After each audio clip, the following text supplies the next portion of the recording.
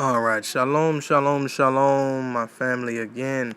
It's your brother Lidj Yefdi, Johannes Wilde Emmanuel, coming to you again in a second sequence in the last video I posted, speaking on the works of the Valley of the Dry Bones by Dr. Rudolph R. Windsor. And I have to correct myself for the page links that I actually gave you in that one. The pages that you actually really want to focus on are not 120 to whatever I might have said there, but the pages are actually 129 actually to, let's say, page 141, where Dr. Rudolph R. Windsor really goes into the things that might actually take place within either the coming year or the coming years ahead. So it's definitely a message for ones and ones to watch and pray and really pay attention and really align yourselves in the best way possible, for the coming things to come ahead. But the section that actually starts on page 129, and 129 I'm actually looking on the works in the PDF, the free shareware document, for the pages set within the document, not the pages that might be set on the PDF. On the PDF, you might be looking at page 28 out of 90. So it's 90 pages on the PDF, but the pages actually extend more than that. Like I said, the pages are not chronologically put together throughout the entire document, but they do have a sequential order. You just have to kind of skim through it to find the exact pages that you want at a certain time once you've gone through a certain section of reading it. But the page that I actually want to go to is page 129, and the title sequence for that chapter is actually World War III and its Secret Cause. So here I'll just read a little bit for you, just so you can kind of get a gist of what I was speaking on in that last video. And it says here, World War III will take place in the Middle East. On the human level of understanding, most people believe that the cause of this war will concern the control of oil fields. Now, I want you to kind of pay attention to that, because not only were the countries I mentioned in the last video involving many of the Arab rich oil countries, but you also want to factor in Yemen and the outrageous civil war that's going on there with the Houthis, what they would call the Houthis. So definitely take a look and do some research on the Houthis and the regime there in Yemen as well. But continuing on here, but there is a divine hidden reason for the cause of this war, of which many people throughout the world are not aware. In this topic, I, speaking of Dr. Rudolph R. Windsor, shall enumerate various scriptural prophecies to support my position. For more than 30 years, there has been constant warfare and intermittent terroristic acts between the Arabs and the Jewish state. The Middle East will be a boiling pot of conflict for many years to come. Now, just take a moment and think about that, brothers and sisters. What have we been really seeing going on throughout the entire Middle Eastern region, or just over the past couple of years? Now, let's not even, amass what's been going on for the past 5 to 10 years or so, but just the past couple of years. We've had Syria, we've had Yemen, there's been Egypt, Libya, Tunisia, also the existing or so threat to the state of Israel, which Benjamin Netanyahu and many of the Israelis speak of with Iran. We've had Iraq, Afghanistan. Need I go on about what's been going on in the Middle East? But just to continue, the Middle East, no, hold on just a second. Let me get myself readjusted here. Yeah, right here. There existed an Israelite nation in Palestine in about 1200 BC up to AD 70 AD, a very, very conclusive and very extensive point. And of course, when I speak of 70 AD, many of the Rastafari Royal Ethiopian Hebrews know exactly what I'm getting at here. And as Dr. Rudolph R. Windsor continues, he says, when the black Judean state was destroyed by the European Romans. There existed a black Israelite state in the land of Israel for about 1,200 years before the rise of Islam. And there were over 3 million black Israelites scattered throughout the Middle East, including Arabia, before the birth of the Prophet Muhammad in AD 570. Now, I remember when the brother, my great brother of the Habarim, Lidj Yefdi, posted one of Sanetta's videos, and it was about the debates that were going on about Kemet and the Hebrew Israelite brothers here in the States, up in New York. And like I said, I really don't pay too much attention to a lot of the debates, or at least not much as I used to. I used to pay attention to a few of them because there were a lot, and it's still a lot of knowledgeable brothers there, but I think there's just a lot of things that they miss, especially when the brother sent over a video to the Habarim, Windemi Yasson, of course myself, and the rest of the family, Adia Sar, and the Rebbe, of course, Ras Yadinos Teferi. And we really had a reasoning on that, and I didn't think that we really did justice to, what the brother, the Commission brother, what's his name? I almost forget. The brother Polite spoke on with, when he mentioned to another brother, one that was working in law, so to speak, or law enforcement, or he used to be a part of the law enforcement or something like that. Don't quote me on exactly what his former occupation was, but he spoke on, what it is, or what does Judah mean, and I had to, I knew it then when he said it, because it was just kind of out of context about what he said. And he mentioned that Yehuda means many tribes, and anybody who's really diligent in their studies, completely, that off the top you would say that that's incorrect, and just being honest now, I'm saying this with no malice in my heart, no forethought against the brother, but with me, and just knowing he's the scholar that he is, and I know that he studies Hebrew at least from a Yiddish perspective, or a German Jewish perspective, I know that he has a better grounding in that, especially learning under someone like Dr. Malachi Z. York. And I know that he's proficient, in the Hebrew, at least from what I've been able to gather from his studies. But Yehuda would only refer to one tribe. The only time that Judah or Judea would be speaking of this black Hebrew Israelite state, and it really should be more so. And I'm not even, stepping over Dr. Rudolph R. Windsor's work here, but it's more of a better context, because he said it's a black Judean state, right here on page 129 of the Valley of the Dry Bones. But it's more so a kingdom he's really speaking of. He's speaking of a kingdom, and it's known fact that the Hebrews were ruling their own dynasties, so to just if you please, dynasties, if you please, during that 1,200 year period, in Palestine. Of course, there came the split with the northern kingdom of Israel and the southern region of Judea, which I really think that Brother Polite was actually speaking on. But that's not Judah as in Yehuda. No, that's a different terminology, and definitely studying from the Hebrew. That would be Judea, and that would speak more to the kingdom, which comprised many of the tribes. And it really wasn't as many as, he put together on that, because he spoke of the 10 tribes being in Judea, when really the 10 tribes were actually toward the north.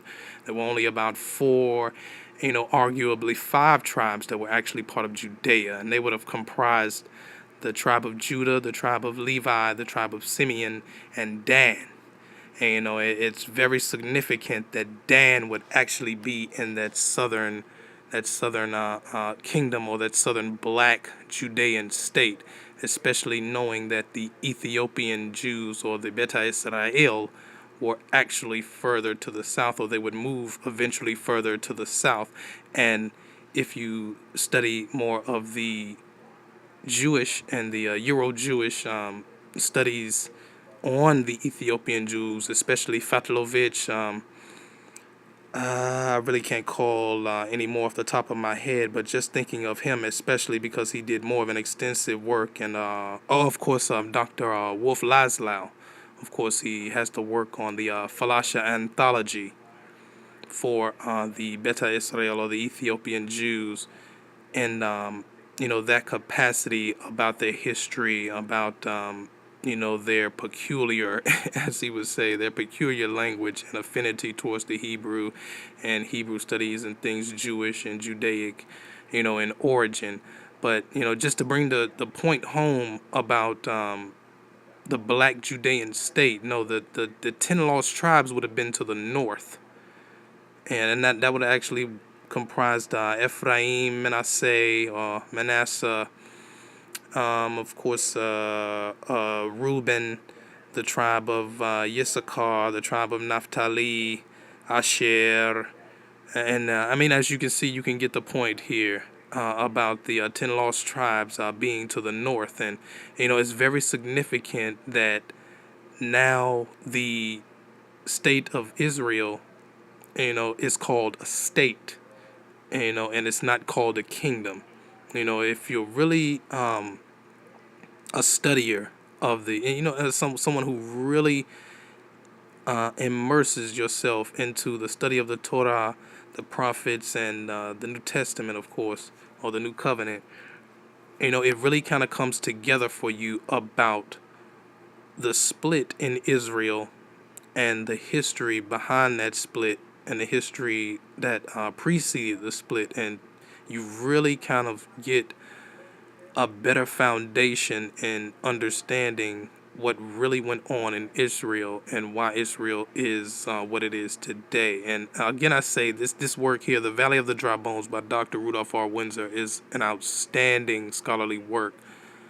And I just want to read a little bit more for you, and hopefully I drove that point home for you. But if you don't, really go and study, the divided kingdom of Judea and the northern kingdom of Israel, because the northern kingdom of Israel is what you see as the state of Israel today. That's what you're actually looking at when you see that. The southern kingdom of Judea, in which Judah comprised only 4 and arguably 5 tribes comprised into that kingdom, is the original and the legitimate Judah, or kingdom of Israel, in spirit and in truth. And and also it's affirmed by blood and DNA. I could go on and on about why the southern kingdom, or state, as Windsor points out here in this work, The Valley of the Dry Bones, is the legitimate kingdom. But I'll go a little bit further into this, and I'll read a little bit more for you on page 129 to 130. And it says here, in view of this fact, most Arabs do not recognize the right of the existence of an Israelite nation in Palestine. This is one of the prime reasons for the constant conflict in this part of the world. The Arabs do not want a Judean state in the Middle East. The state of Israel is not the enemy of the Arab states. The enemy of the Arab people is Russia. Now, that's another point I want to mention about Dr. Rudolph R. Windsor's book here, but he explains his point more, and I'll read on a little bit more for you as I have a little more time in this video. And time will prove this. The Israelites only want to live in their ancient home in Israel. That is all. But the Russians want to dominate the entire Arab world. The Russian invasion of Afghanistan is just the beginning. He's actually predicting that here in this statement. And reading on, the more the Arabs wage war against the state of Israel, the modern state of Israel, what you're looking at now, the more obligated they are to the Russians for moral support, economic aid, and military weapons. In the not so distant future, when the Arabs attack Israel again, the Russians will mobilize their troops and move them into the Middle East under either the disguise of helping the Arabs against the State of Israel or that of protecting the Arab oil fields against European invasion. Eventually, the Russians will act like an occupying imperialist power, controlling the Arab states for her own interests. We shall deal with this subject more extensively later, my brothers and sisters. Just reading that really should, ignite more of a fire under ones and ones to really check out this work again from Dr. Rudolph R. Windsor. Just reading that passage there from page 129, and again, I recommend, that section, World War III and its secret cause. And, just taking a look at those pages from 129 to 141, just reading a few of those pages should get you a really good grounding in some of the world events and, even extending a lot of the happenings that have been going on, especially here in the West, about, what's really happening here. Again, we're in a Shemitah year. We're in a year of release. We're in a Jubilee year as far as the Hebrew calculations go, in this extensive year. We're under the third blood moon that had just passed the lunar eclipse.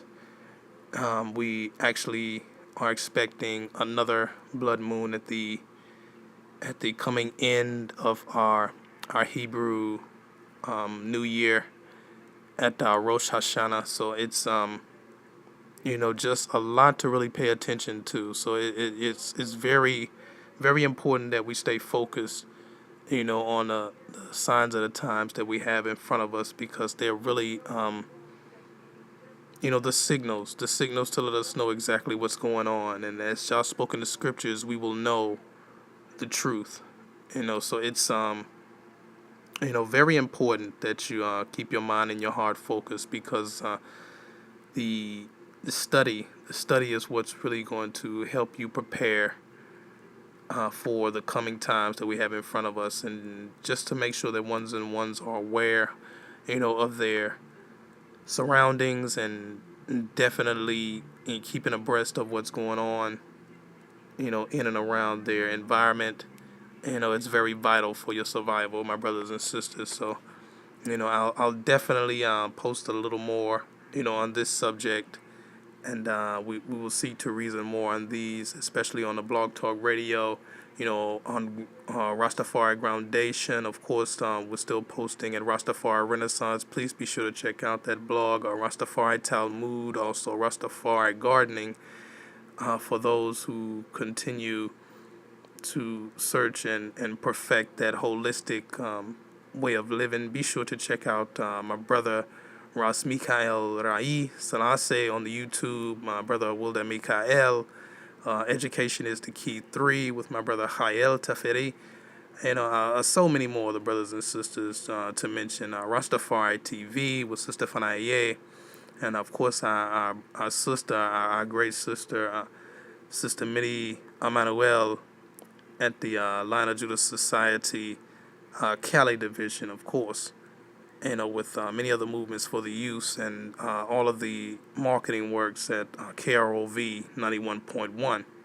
So, my brothers and sisters, I just wanted to get this word sound out to you, to really, just keep you aware and keep you, abreast of the news events going on, and to keep your mind focused, and keep your spirit uplifted. Because this time is not only a time of rejoicing for us, because it's prophecy coming to fulfillment, right in front of our eyes. Not only do we have a chance to read about it and study it, from our own perspectives, and gain an understanding of it, but we actually get to see these things happening right here in front of us. So what a blessed time, and a blessed event for us to witness, all at Jah's hands and his workings, just as he said it would be.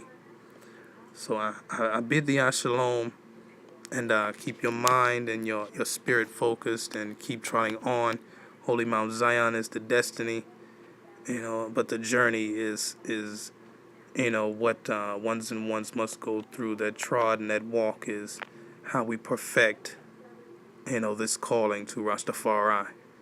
Shalom.